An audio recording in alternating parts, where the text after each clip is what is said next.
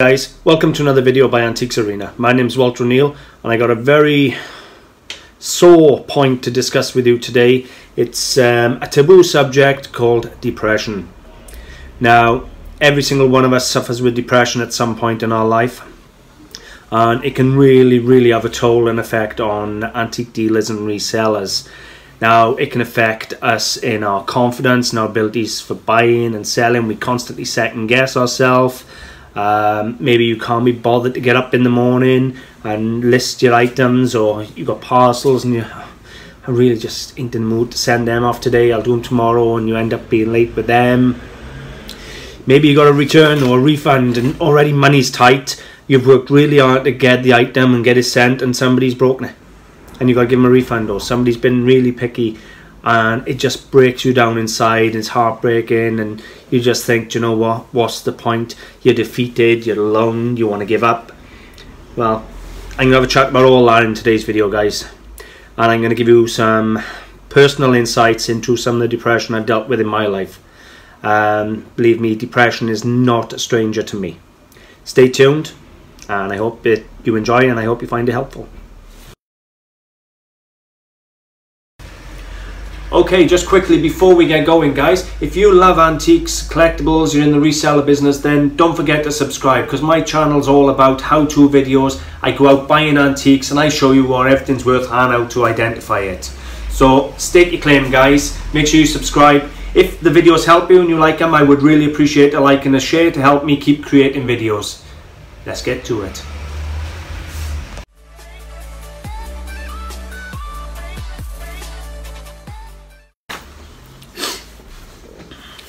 Okay, my inspiration for today's video was a post put up by Adrian, and basically he put a post up saying he'd been kicking off a bit lately and he was throwing his toys out the pram, and I'm feeling really deflated and depressed and struggling with everything, with his YouTube channel, with his eBay, with everything.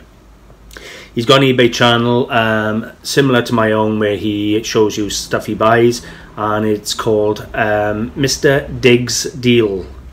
And I'll put a link to that in the description, guys. Go and check it out. He could certainly do with a little bit of support at the moment, and you never know, you might like some of what he finds and you might enjoy it. Now, in order for me to discuss depression and how I deal with depression, I think it's only fair you understand a bit about myself, my life, and some of the things I've gone through.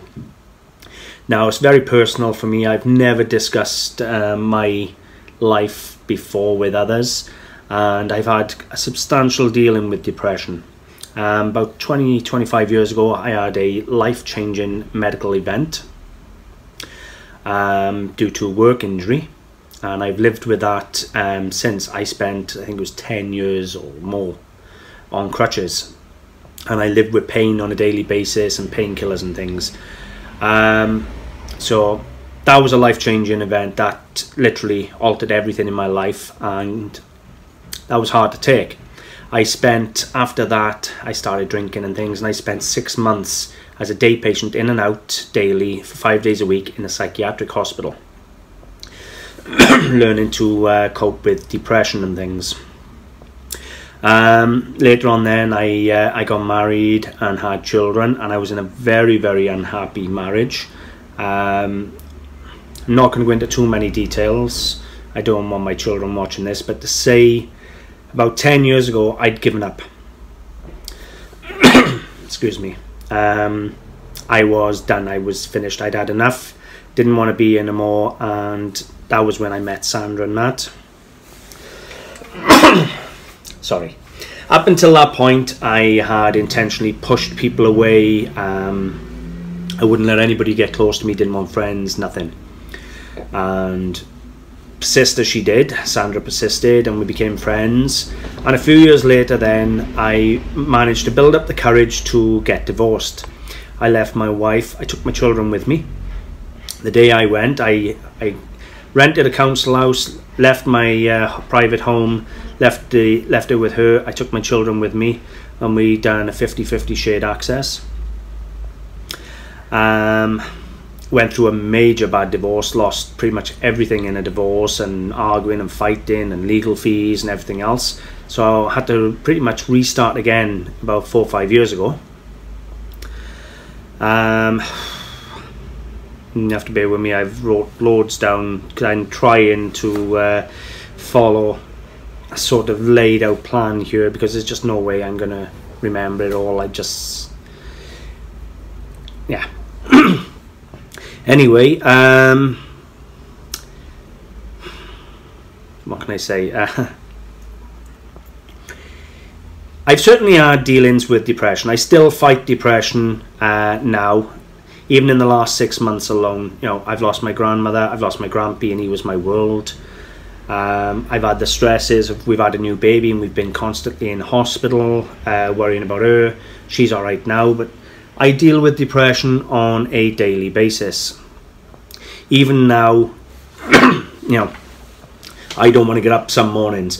I opened a shop up against everybody's recommendation, against all the odds. When all shops are shutting down in the high street, I said, you know what, I want a job. I want the shop. I want to do what I love. And I opened up a shop, so I've even got the stresses of that.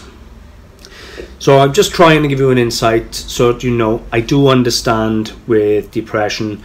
I was, as I say, made to feel worthless, and that in a relationship for so long.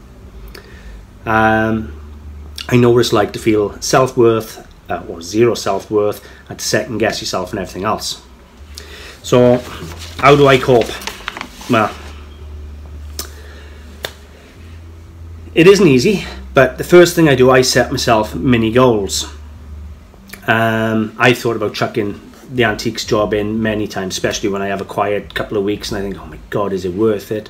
I can't get the stock, or I'm not getting the prices, and I'm not paying the bills.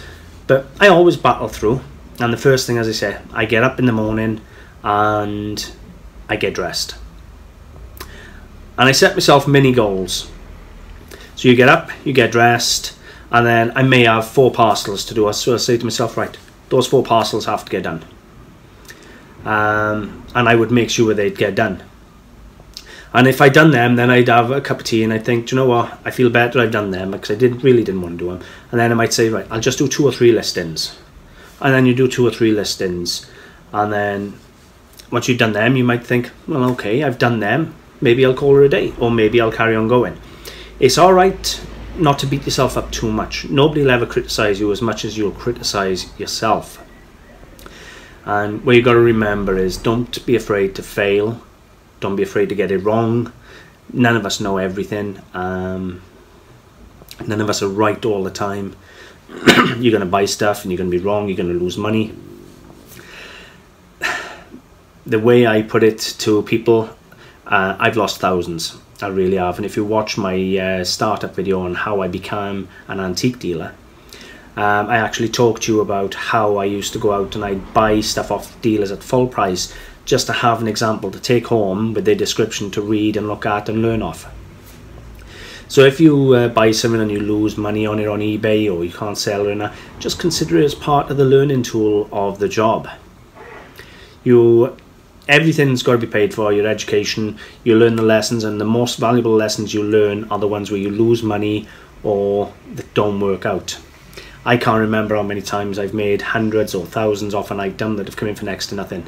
But I remember every single time I bought something that turned out to be wrong or false or fake or whatever. So that's all I can say really to that one is, you know, don't give up.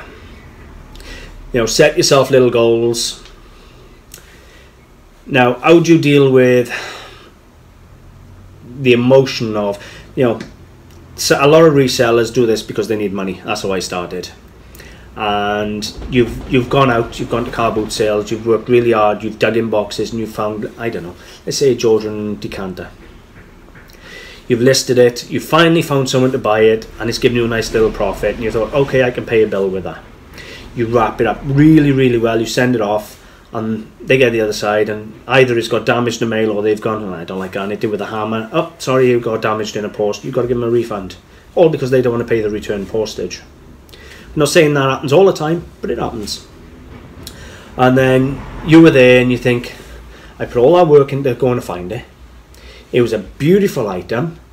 I packed it well, I listed it, I sent it off perfect, thinking, okay, I earned that £50 or £40 profit, whatever you earned, and then you get it taken back off you, and then all of a sudden you're short of money again, and you think, do you know what, is it all bloody worth it? I could go and work for a job stacking shelves in a supermarket and earn £12 an hour or something. And yeah, you can. You really can, and it is so much easier. You got no responsibilities, you go to work, you just work for someone else, you haven't got to put no heart or care into it, and you go home and you just forget about it. If that's what you want to do, that's what you want to do. There's nothing wrong with that. But if you're an antique dealer and a reseller, you're doing it because you've got the heart and the love for the antiques and the history. I've had many a time where I haven't made no money, or I've lost money on things, and it hurt. It really does hurt. And I've had advice of people saying, don't buy that, and I've still gone against their advice, and oh, bugger you, I'm going to still do it. You know, you learn. You have to really decide, what do you want in life? Do you want to do this job? If you do, you really have to take the ups and the downs.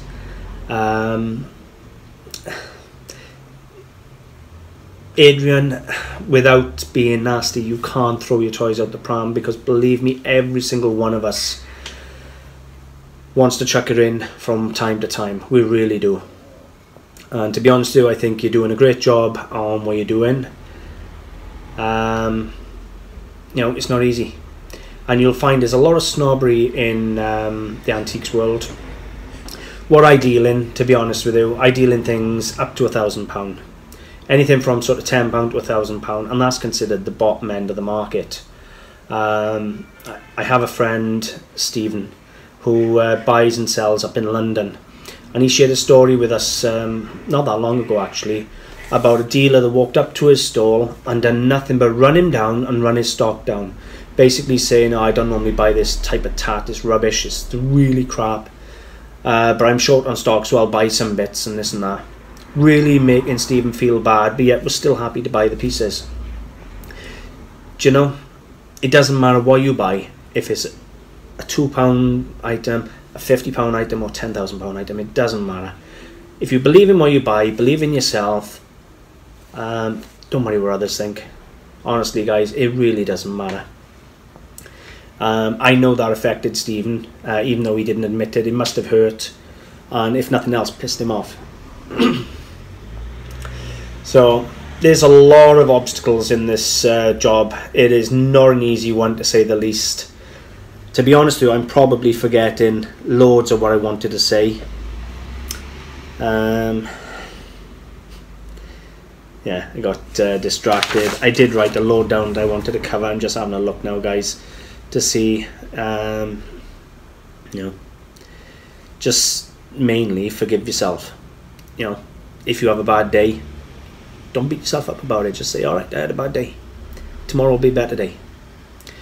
You know, if you didn't do the listings today that you wanted to, just forgive yourself. Just say, all right, you know, I'll do them tomorrow. And you start with one. And once you've done one, do another one. And if you can only do one, at least you've done one. It's a step more than what you had. Beating yourself up all the time and constantly running yourself down and slagging yourself off, it really is a negative. It isn't going to get nowhere. As I said, the best way is to just believe in yourself, forgive yourself, and set yourself mini goals and work towards those mini goals. And if you are finding that sales are slow and you're struggling, then there's a couple of ways around it. You can buy cheaper items, so you're not having such an outlay. So lower the cost of the item, and you can do it at car boot sales. You know, I go to car boot sales and I buy stuff for £40 and £50, but you can go to car boot sales, I've shown you, and buy stuff for £1. And if you've got 10 pieces on eBay that have cost you £1 each, and you only sell 1 or 2 a week, then it's not costing you a lot of money. So there's ways around it. Just set yourself a business plan, work out your budget and things, and be realistic on what you can afford to sit on and what you need to live on, and just work towards a plan, guys. That's all I can say.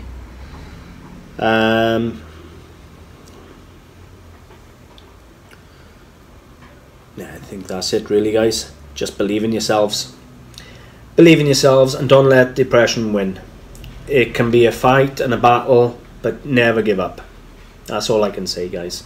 I really hope you've enjoyed. It's a bit of a personal video today, but I wanted you to understand that, believe me, I understand what it's like dealing with depression on a daily basis. On the surface, people think my life is spectacular, and on the surface, and on paper, it is. I got a business, I got a family, I got children. What more can I want? But you know what? I still have to battle the demons every day to get out of bed and do what I got to do. So, I'm going to leave it there, guys. I hope you've enjoyed, and you know what? If nothing else, I hope you find a bit of inspiration, and you know, when you're struggling to get up out of bed or to do your listings, just think, you know, you can do it.